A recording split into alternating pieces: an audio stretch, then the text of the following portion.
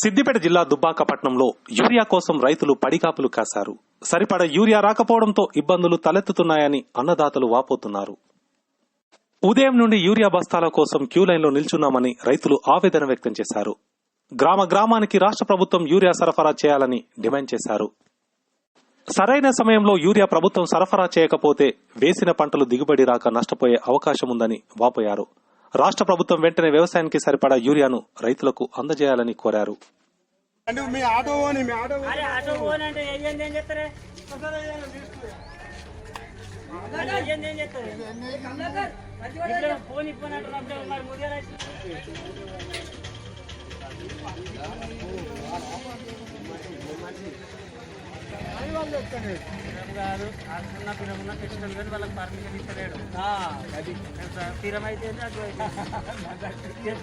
బాబు